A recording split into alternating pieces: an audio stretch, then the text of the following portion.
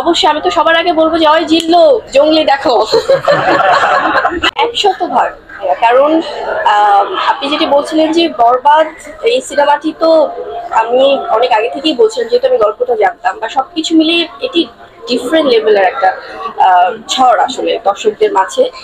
আর সাকিবিয়ান্স যারা আছেন, যারা আমাদের প্রিয় নায়ক শাকিব খানের যারা ভক্তকুল, এত বড় একটা ফ্যান বেস, তারা কিন্তু শুরু থেকেই ভীষণ পজিটিভ। তারা জঙ্গলিকে যেভাবে আপন করে নিয়েছে, এবং এটাই তো আসলে হওয়া উচিত। সব নায়ক নায়িকাদের ফ্যানরা সবার সিনেমা দেখুক, এটাই আমরা চাই। আর যারা বুবলি ফ্যান্স বা সিয়াম ফ্যান্স বা যারা জঙ্গলির ভক্ত, তারা আবার বরবাদ দেখছে, বা যারা নিশু ভাইয়ের ফ্যানরা আছেন, দাগির যারা ফ্যান, তারা আবার অন্য সিনেমাগুলো দেখছে। সো আমার মনে হয় মিলেমিশে এটাই আসলে একটা ইন্ডাস্ট্রিতে হওয়া উচিত, এবং হচ্ছেও তাই।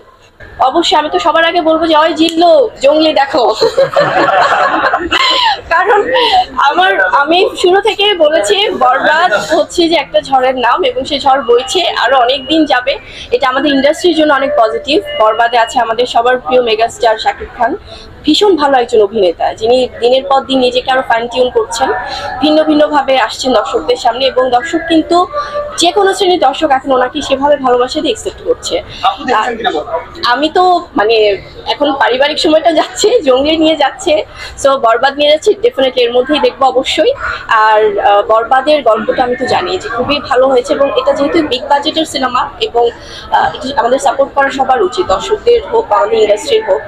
আর ডিফারেন্ট আমাদের জঙ্গলি যেমন একটা অন্য ঘরানার সিনেমা, একটি ডিফারেন্ট গল্পের, এবং বরবাদও অন্যরকম। সো আমার মনে হয় যে সবকিছু মিলেমিশে একাকার। এটা আমাদের বাংলা চলচ্চিত্রের জন্য খুব ভালো যে সিনেমাগুলো দর্শক ভালোবাসছে।